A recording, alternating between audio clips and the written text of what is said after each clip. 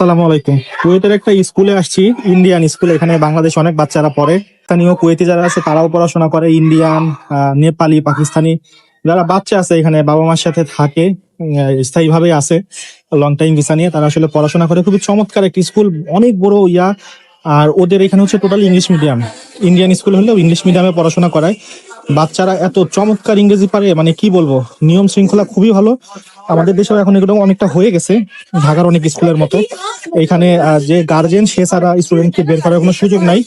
আমরা যে ভাইয়ের সাথে আসছি, গোলাম মাওলা ভাই, উনি হচ্ছে বাচ্চাদেরকে নিয়ে দিয়ে আসা করে, যাকে দেখতেছিলেন ভিডিওতে।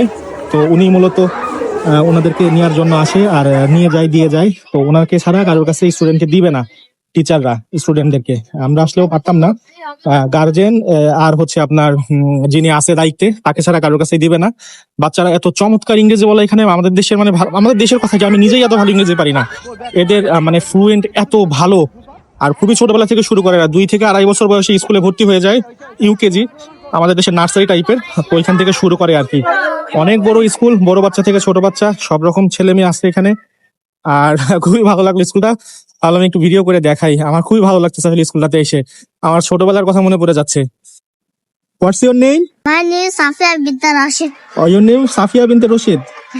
মাশাআল্লাহ মাশাআল্লাহ। I am তুমি কি বাংলাদেশি? বাংলাদেশি তুমি? এখন কুয়েতে আসো, বাংলাদেশে যাবা? যাবা না? আর এখন হলো তো স্কুল ছুটির সময়, বাচ্চারা সব বের হইতেছে, পুরো স্কুলে ছুটি হয়ে গেছে, ছোট বড় সবাই বের হয়ে যাচ্ছে। খুবই চমৎকার লাগতেছে।